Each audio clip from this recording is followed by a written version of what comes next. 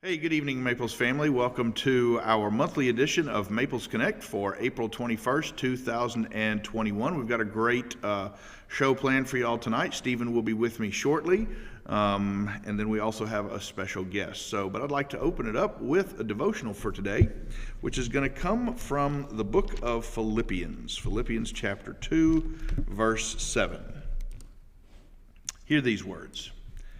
Rather, he made himself nothing by taking the very nature of a servant, being made in human likeness. So let's begin today by remembering the unfortunate mind of Adam. Adam and Eve were created in the image of God. They were human beings by nature. Jesus, a human being, was God by nature. It's interesting that Jesus, being in the very nature of God, did not consider equality with God something to be used to his own advantage. We can't say the same for Adam. You will certainly not die, the serpent said to the woman, for God knows that when you eat from it, your eyes will be opened, and you will be like God, knowing good and evil. When the woman saw that the fruit of the tree was good for food and pleasing to the eye, and also desirable for gaining wisdom, she took some and ate it. And then she also gave some to her husband, who was with her. Did you catch it? The serpent said, you will be like God. Adam and Eve, the ones created in the very image of God, decided that equality with God was something to be grasped, and grasped they did. The ones who were servants of all of creation were determined to be gods. The one who was God determined to be a servant. The image bearers of God, who had been given everything, still needed to try and make themselves something. But the Son of God made himself nothing. The Greek term behind made himself nothing is the term kenosis. It means to empty oneself. Why did Jesus empty himself? He did it for love. The one who was full made himself empty, so we who are empty could be made full. Because we are born into the mind of Adam, we too make the fateful choice to grasp for equality with God. We do it by choosing to trust someone, including ourselves, or something other than God. We do this because of our own insecurity. We are not secure in and of ourselves. We were never meant to be. We need God.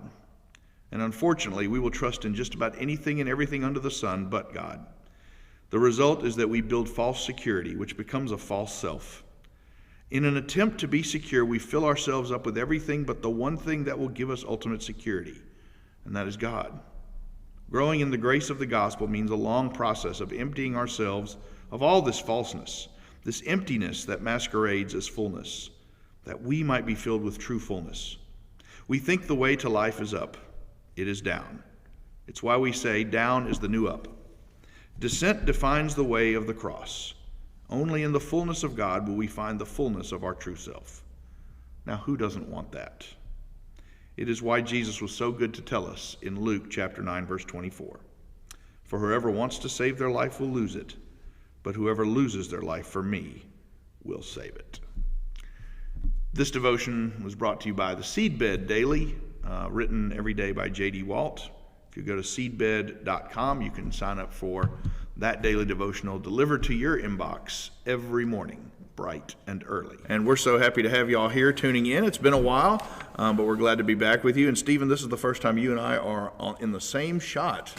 Quite a while. In quite a long time. We have both received both our COVID shots, so we are safe to be closer than 6 foot for longer than 12 minutes without a mask. All right. According to the Centers for Disease Control in Atlanta, Georgia. That's right, on the campus of Emory University. The campus of Emory University. All right. Stephen, would you open us up with a word of prayer? Father God, we come to you right now and we invite you into this time and space. And Lord, make this time beneficial, holy, and helpful. Help us to redeem the time. In your holy name we pray. Amen. Amen. And since we've gone to a monthly format, we're going to be airing Maples Connect on the same week that the leadership team has met. And having said that, we have our first special guest today, who is not just a member of the leadership team, but is also the chairperson of the leadership team, Mr. Daniel Thomas. Daniel, welcome to Maples Connect. Hello, gentlemen. Good morning. Gentlemen, where? Oh, it's us. Okay, got it. Well, Daniel, thanks for joining us again. So, leadership team met Sunday. What are some updates that came out of that meeting that you want to share? So I think the first big thing is that you guys touched on having your vaccine and your proximity. We've done, along with the staff, and I can't say enough good things, amazing things around our COVID protocols. I think if you look around the state, there has not been a church that has kept their congregation as safe as we have. And because of that, we're moving forward. And our next step is starting to, have situations where in rooms with people who are vaccinated and everyone agrees in the small groups that we can take our masks off inside. I think that is a big next step in kind of moving forward. I know we all want to get past this. We'll still be wearing them in the sanctuary for worship and in big areas. But we thought it was time that in the small group setting, that if everyone was vaccinated and everyone agreed and was comfortable, that masks could come off in that time. Awesome. That's a huge step in the right direction.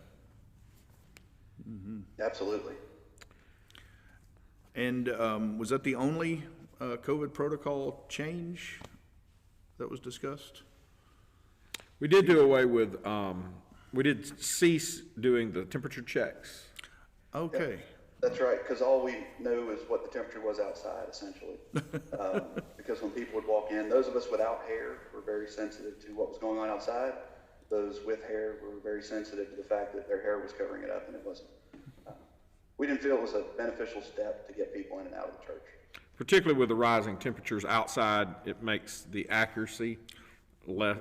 With the exception of last night. It's getting declining. And we firmly believe that people who are sick and have a fever are staying home anyway. So, That's right. So that's a good move in the right direction. Daniel, talk to us a little bit about these new ministry reports that we're asking folks to submit. Tell us about that and kind of the why.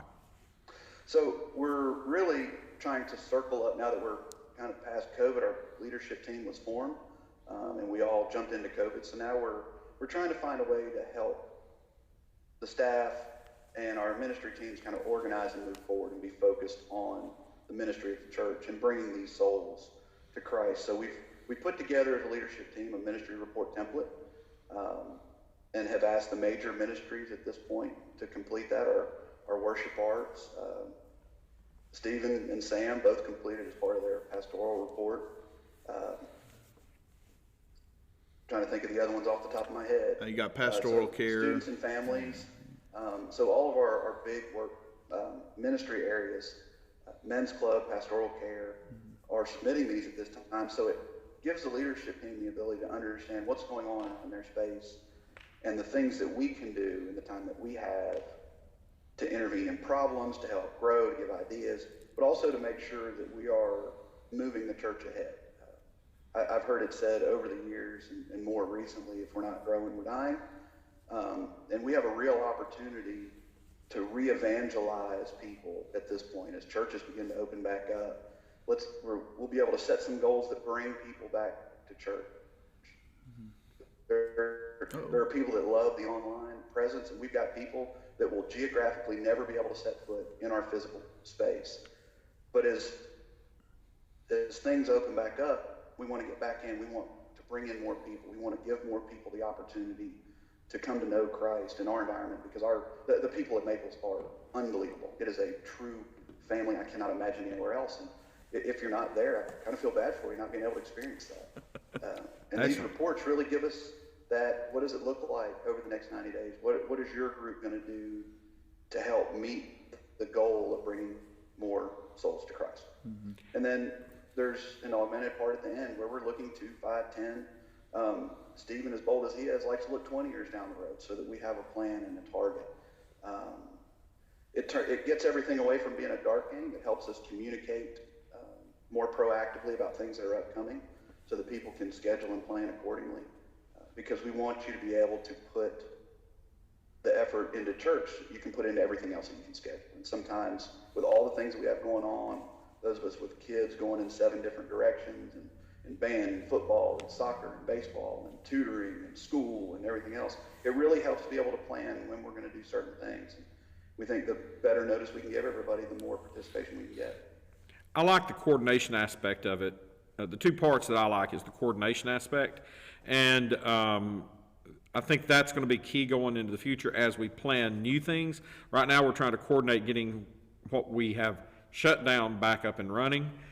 If it makes sense to do it, we may also be having real serious discussions about, is this the best use of our time, talent, gifts, service, witness, resources, and aligning our resources for the maximum impact, and allowing us to coordinate those things so that we get synergies where more than one group is involved in something so that we get multiple benefits from that.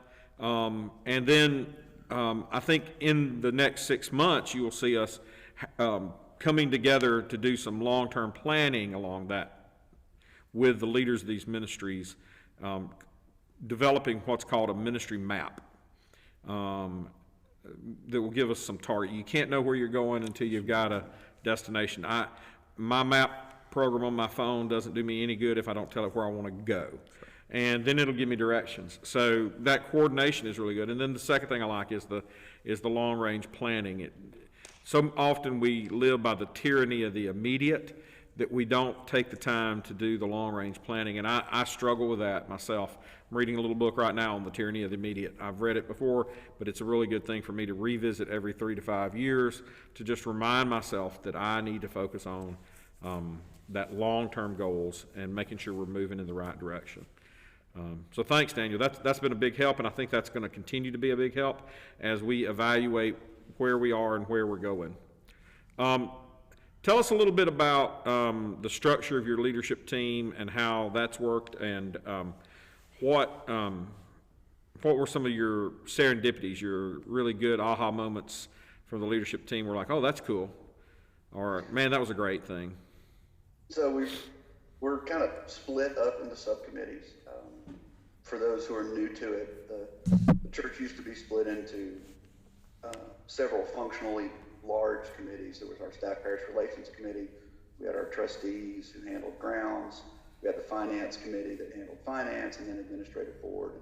And Stephen brought a concept that would help bring those together, because the one thing we want to do is be sensitive to people's time and efforts, and also move things forward. We're broken into small subcommittees where there's a small group that deals with staff parish relations issues. There's a small group that focuses on grounds and the work of the trustees. There's a small group that works on finance and works with Jane and Amy to make sure that we're financially sound, and then it all comes back together in one meeting. It's helped tremendously because now we have these small functional groups that can go out and accomplish these little things that these larger committees were doing on a monthly basis. It's been a long time to get adjusted to it. Like I said before, we formed our leadership team in January of last year, and in February, we all know what happened. So the leadership team as a whole was, when can we go to church? How do we go to church? Oh my goodness, we can't go to church. How do we get church? Welcome Brennan, and go forward. So we're just now able to see some of these things really start to peel out. A specific example, if you haven't driven by the church recently or gone on Facebook and seen the pictures, I highly recommend seeing what our ground subcommittee put together for a work day last weekend. That's as good as the church has looked in the too many years I've been there. Start talking about age at this number. It looks fantastic. It would have been great if we'd had 300 people out there. We had 16, I think. Thanks to all of them. If I start naming them, I'll forget them. And Mike Thomas leading that up did a fantastic job of coordinating all that and helping us get the resources together. Yeah. I'll tell you, my favorite part about what y'all are doing is, because one of the questions on the ministry report is, what can we do to support you?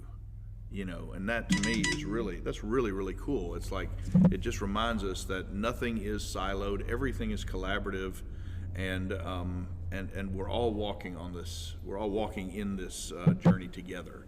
And to me, I applaud y'all for that. Absolutely. I think those are the things that happen that make you go, wow, this is really very helpful. I love the idea of the leadership team seeing themselves as an enabling arm and a support arm for the ministries and the staff of the church. That's huge.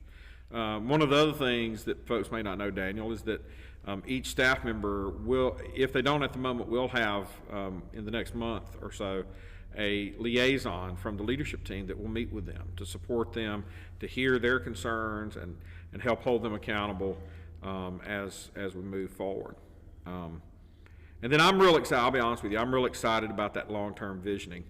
I really hope that this year in 2021, either late summer or fall, that we gather a convocation of the church to dream and cast vision long-term for who we are and where we're going to go. Mm-hmm. I hope that we can make that happen. So if you're listening, pay attention. That's going to be coming up, just to dream a little bit about what's the future for us, and we can talk about by then, hopefully, where are we most effective and what do we need to build on. Because I really believe in building on your strengths instead of just focusing on shoring up your weaknesses. Not every worshiping community is going to be everything to all people. So how do we focus on what makes us us and do what we do really well? We in the United Methodist Church do that in UMCOR. A lot of other churches pride themselves on being first responders, first in natural disasters. They got cook teams, they got all that. Man, that is incredible ministry. We at UMCOR see ourselves as second responders. We're generally there within 72 hours to 2 weeks, depending on the size and the nature of the disaster. We're your second responders. We're the ones that come and help you muck out your house after a hurricane or clean up after a tornado. But we're also the ones that are there on the ground a year or 2 years later helping you rebuild. There is recovery, and then there is rebuilding. And so both of those are important. As a matter of fact, I think we got a sermon series in August going to be talking about respond, recover, rebuild, or something to that effect. Some of those R's are going to be thrown in there. And so pay attention for that. Daniel, thanks for coming on today. We really appreciate all you brought to the table. Is there anything else? Let me ask one more question. Let's just say I'm a regular person. I'm interested in everything the church is doing. I did not make it to the leadership team meeting because I was out of town. How can I get like a recap of what was covered, like the minutes? So we have started sending out the minutes monthly. We're going to get those out in the Wingspan every month so people can see them. They're minutes, so we have managed to take a 2, maybe 3 hour meeting once a month and condense it in summary form. So if there's questions about it, find somebody on the leadership team. We'd be glad to share anything with you that comes up. Welcome to attend, right? It's the third. I'm sorry? Everybody's welcome to attend. Everybody is absolutely welcome. Third Sunday of the month, 2 o'clock, Wesley Hall. Mm-hmm. If it gets too big for Wesley Hall, we'll move it somewhere else. We'd love to have participation. If you're interested in the leadership team, we get new faces every year. Find somebody, tell somebody. It's a great group. And to those who are doing these ministry reports, the last 2 months have been so tremendously helpful. It has allowed so much efficiency in the way we can help and the way we can meet and the way we can do work to see these. Some of you on some of the other committees, worship arts, students and families, will get some exposure to help building some of those goals and those long-term plans. These are things that are going to come together and truly change the ministry of Maples. You're going to see amazing things over the next months. And I'm blessed to be here. I'm super excited to be a part of this leadership team and exceptionally humbled to be the chairman of it. Buddy, we thank you for your leadership and all of the leadership team. Y'all are doing a fantastic job, and we could not have responded to COVID had it not been for that leadership team operating the way it did. I can't imagine trying to make the decisions that we made running it through 4 committees. Yeah. So yeah, very, very grateful. And God's timing is perfect. God's timing Always. is perfect. So to everybody, please come on out to the leadership team meetings. They're open.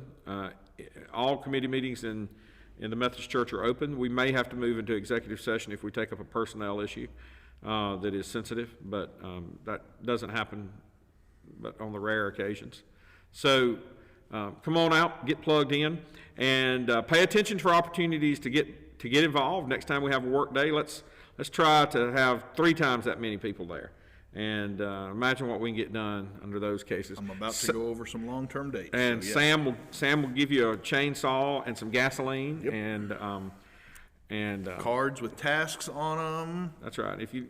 Whatever you like to do, we'll find a way to let you work in that area. and I'll feed you. And Sam feeds you. So, Daniel, thanks for being here, bud. And we will see you at the next worship service. Sounds good. Thank you, Stephen. Thank you, Sam. Thank you, buddy. Daniel. All right. Well, that was Daniel Thomas. Next leadership team meeting, by the way, is May 16th May 16th. at 2 p.m. All righty. So, Thank you, Daniel. All right, Sam, we got some upcoming dates we need to remind folks about. There's 2 meetings that are coming up. Sunday, the Ministry to Students and Families. If you're on the Ministry to Students and Families, or you're interested in that area, you don't have to necessarily be on it to be at the meeting. If you are very interested in that area, if you have students in either the little students or the older students, anything from 18 to 0. Well, not 0. yeah. Whatever that bottom number is. So that's at noon, right after the service, in room 118 here at the church. Also, 1:30. Tell them about the Pastoral Care Committee. So that's going to be this Sunday also, but down in Wesley Hall. This is the Maples Memorial Pastoral Care Team. Again, it's just like students and families. If you are on it or are interested in coming, we have a lot of organizing and groundwork to lay to keep that wonderful ministry afloat. That's at 30 1:30. seconds. Tell them about the impact. So Impact is a group of laity who reach out to members in our community that are sick, that are having surgeries, having babies, homebound. It's basically caring for the flock outside the church. They assist Stephen and I in this area. They are kind of the boots on the ground folks, at first, even though we're part of that as well. But we have a large flock, Stephen. So That's right. So anybody that has a heart for that is welcome to come.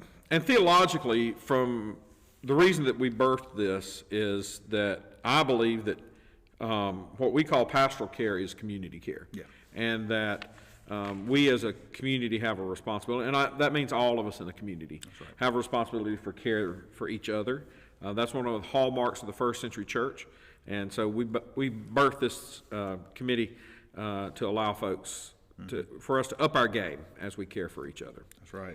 All right, Sam, there's something going to happen on May 16th that's probably important in your life. So It is talk very about it a little important bit. in my life, yes. So that's going to be Baccalaureate Sunday. Our graduating seniors, if you are a class of 2021, please be in attendance that day. We're going to be honored at the 11 o'clock worship service. Joel's going to preach that day. My son, of course, is graduating on May 22nd this year, so this is a big day for him. And you. And for me, and I'll get all emotional, but that's why it's good I'm not preaching that day. So You're going to get Oliver clamped up in I'm the going to fields. get, it's going to be, yeah. I don't know how he got to be 18 like that. It really went fast. So anyway, graduating seniors, you'll be honored that day. So please make every effort. And again, that's May 16th. That's before all the graduation starts, Stephen, because after that they come flooding one after the other. Right. So, and that's kind of in line with that. Talk about the scholarships. okay. So graduating seniors, you should have gotten a letter in the mail probably about a month ago. If you haven't, you need to call the church office or reach out to me, sam@mapleschurch.org, because this is an opportunity for you to apply to the Men's Club Scholarship. And so the deadline for that is approaching. As a matter of fact, it's 9 days away, April 30th, and that's a hard deadline because the next Men's Club meeting, we're going to be talking about, scholarships. That's going to be the subject. So get that in. It's an essay you have to write. If you didn't get the invitation letter, I need to know about that yesterday. So do it ASAP. That's good. So- And if you know somebody that's a senior, let them know as well. Absolutely. In case they're not watching this, let's get Right. that word out. Help us. Yes, help us help you. Yeah. Yeah, so, also, let me talk about the food pantry. The Olive Branch Food Pantry, we participate, and because of some diminishing participation by other churches, we have been asked to step up, and we're taking a little bit more, a few more dates than we have in the past. Coming up on Tuesday, May 11th, that morning from 9:45 until noon, we will have responsibilities of staffing the food pantry. We really need folks for this event. The 11th of May 11th, 9:45 till noon. We really need people for this one. They need about 6 folks. If we can get them there, maybe 8. If you are able, if you're not at work or you've off that day, or if you're retired or something like that, we'd really encourage you. This is a great opportunity to plug back into your community. And then that Thursday night, there's a Sunday school class that mans it. Joy Seekers, that's your night, the 13th, from 5:45 to 8 p.m. I also want to bring up about the Vacation Bible School. Our Vacation Bible School has been set from June 27th through July 1st. Let me repeat that. June 27th through July 1st. And we need your help. We will have a live in-person Vacation Bible School this year. And we're very excited about it. If you have volunteered in the past, we need you to call Sarah or Joel, call the church office, leave your name, send them an email, joel@mapleschurch.org, sarah@mapleschurch.org, either one. Or you can contact me and Sam, Stephen@mapleschurch.org, STEPHEN, or Sam, SAM. That's Thank an you. easy one. Thank you for that. So either one of those, any of us, let us know if you've done it before and want to volunteer again, or we need you. Or if you haven't in the past, we need you. If you really think this is not what you're called to do, we still need you. There's a way that we can use your help. You don't have to necessarily deal with children. There's some other support structures in the background, but we really need you. This is an all hands on deck event. It's not just Students and Families Ministry. This is all of us engaged in this one. Yep. So it's going to be a big week, and we really push you.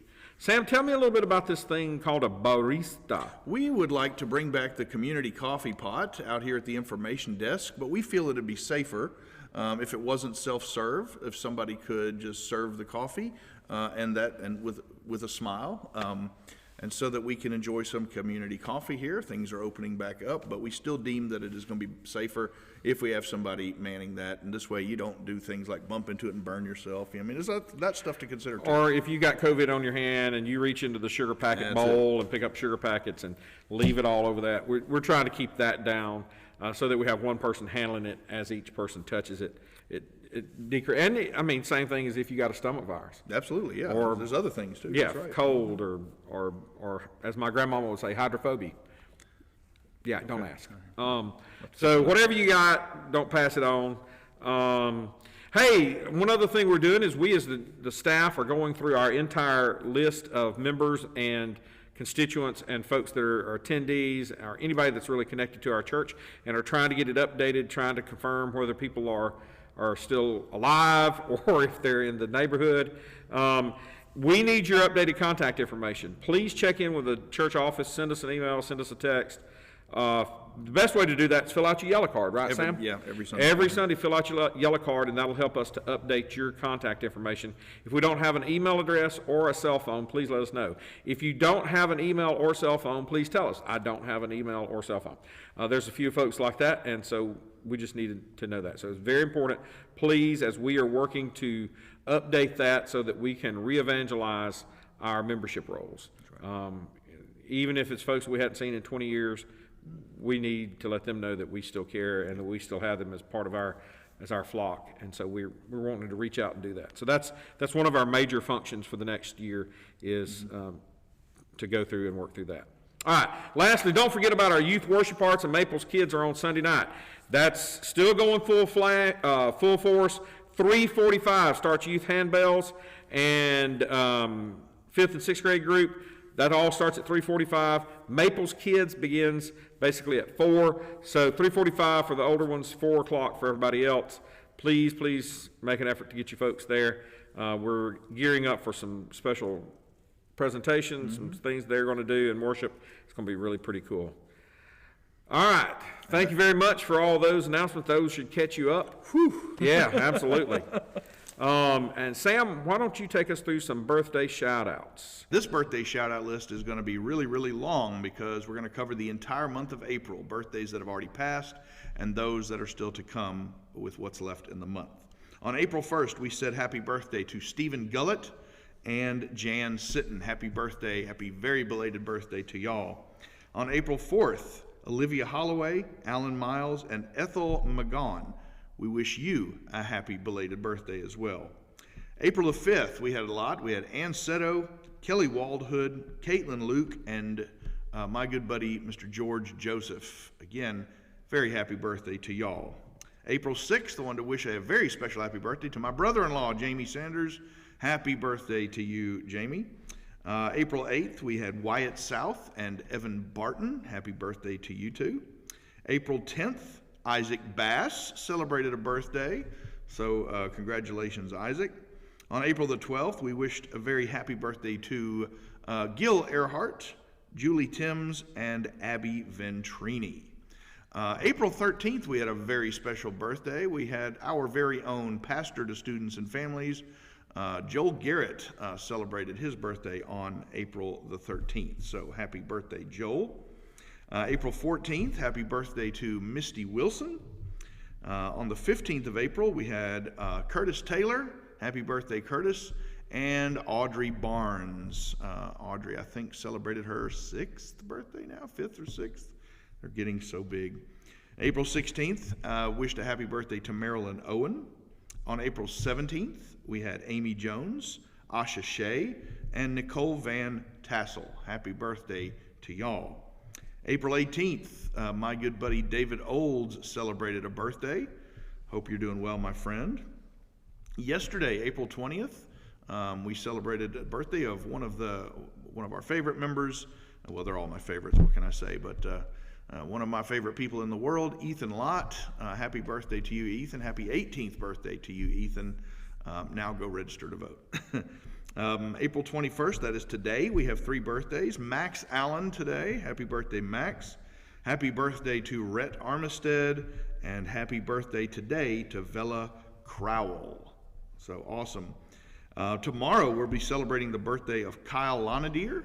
Happy birthday, Kyle. And to our very own Eagle Scout, Caleb McCain, has a birthday tomorrow. So happy birthday to Caleb. On Friday, we will have a birthday to one of our graduating seniors, Greta Allen. Happy early birthday to you, Greta. Graduation is not long off. April the 24th, we have several birthdays on that day. We'd like to wish a happy birthday. And let me see, the 24th is a Saturday, I believe. Therese Sowell, happy birthday. Jim Suttlemeyer, Kay Wharton, and Wendy Lane. They all have birthdays on Saturday. Hope y'all have fun, but not too much fun. And then on Monday of next week, Sandy Huffman has a birthday, so we're going to wish a happy early birthday to Sandy. April 27th, that's going to be next Tuesday. Happy birthday to Margaret Peden and to Dave Kirchhoff. Super Dave has a birthday on the 27th. And then on the 28th, a week from today, we have the one and only Michael Pacenza. Happy birthday to you, Michael. And then on April 30th, Betty Shireman and Kay Doddridge, all with birthdays. So on behalf of myself and the Maples staff and the Maples family, we wish all of y'all either a happy belated, current, or early birthday for April. I want to finish today with some thank yous. As you heard earlier in the episode, how we were just so thankful for our leadership team. And I do want to talk about the workday. And again, like Daniel said, if you haven't been out to see it or look at our pictures on Facebook, actually you need to see it in person. The pictures don't do it any justice. I want to thank you to all people who helped at our church workday this past Saturday. We got it done. We started at 8. We finished at around 11:15-ish or so, 11:30 maybe. We are all set. Our campus is all spruced up and ready for the remainder of spring, should it decide to come back again, because it was really cold today, and of course to the summer months. I went ahead and scheduled the next workday. So we need a lot more people in the fall. So if you have your calendar still out, I'll wait a second till you get them. 3 seconds. 3, 2, 1. Pencil this date in. Saturday, October 16th. Talk about that long-term planning we discussed earlier. October 16th is our next work day. We're going to start at 8 in the morning. And if it rains or we have to postpone for weather, we'll move it to the week after. But right now, put that in your wheelhouse. Again, if you come, I'll feed you. We'll have drinks here. We'll have coffee.